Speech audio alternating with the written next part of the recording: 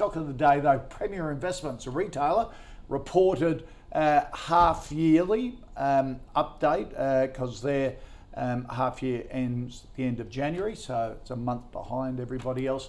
Record first half sales, $770 million, gross profit $507 million, increased fully franked dividends, including a first half and a special dividend. The company says trading in the new half is going strong, rising 7.7%. I notice Smiggle had a bumper year thanks to Mathan's daughter, who's just a great salesperson at a local Smiggle store. Mathan, what do you think of the Premier Investments result? Of course, Solomon Lew's retail empire. I've got to be careful if I say the wrong thing. Yeah. I could actually get attacked at home. No, it's a really good business.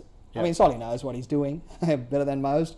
Look, it's really good, but everyone knows that it's really good. Right. I think, talking to my daughter,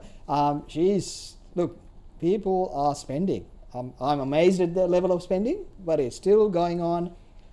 If you go to suburban, in the city area, you're probably not seeing that much traffic in the restaurants, but you go to the suburban restaurants, they're jam-packed on the weekends. Yep. And so the consumer spending hasn't still actually come back as much as I would have thought. This is where you sit there and go, geez, is the interest rate hikes working? It's not, because we're muddling up the wording and people still think that that's fine. So we're not getting the reaction that we should. Premier is, one of the high-end retailers, and they're solid. They've got a decent amount of diversification, and they're doing well. They're executing, and they're all also in the high end. Geez, how many people just walk into Smiggle and spend $300-400 at a time? Really? Oh.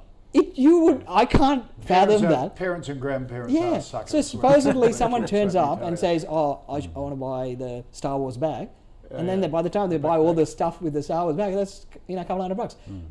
Amazes me. But anyway, they do Peter Alexander, exactly, a whole bunch of others. And all the brands are doing really well. Yeah. So look, if you're there, happy to be there. It's a hold. It's probably one of the better retailers, but you have to assume this consumer spending cycle that is starting to roll over globally will affect us as well, and it'll see tougher times. But look, it's one that you can hold over the couple of years and know that it's going to be around. Okay.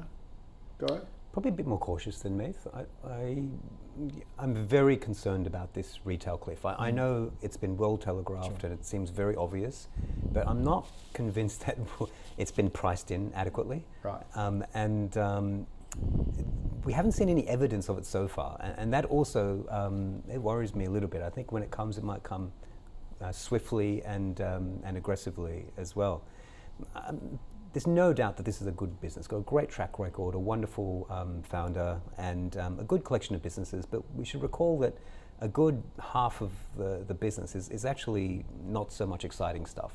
Smiggle and Peter Alexander are great, but the rest of the business is quite ho-hum. Right. It's low growth, cash generative, and helps fund the expansions, but it is extremely cyclical, and that's the bit that's going to be hit in a downturn, I think. So I'm more cautious about the business here. I'm more cautious about retail generally. Lovisa is an exception because it's in a monumental rollout, but apart from that, I'm not comfortable holding any retailer. Nothing in retail. If I held it, I'd panic. Yes, I'd sell. You'd sell it. Yeah. Okay. I'd sell it. We don't. We think of the retail sector as a sell. The only reason I say is there's only a few that I would say you're going to ride it through the downturn. It's going to be a downturn. I think Premier could pull back 10-20%, right? But you can ride it because you know it's going to be there on the other side. There's few that you can do that, and Premier is one of them. All right.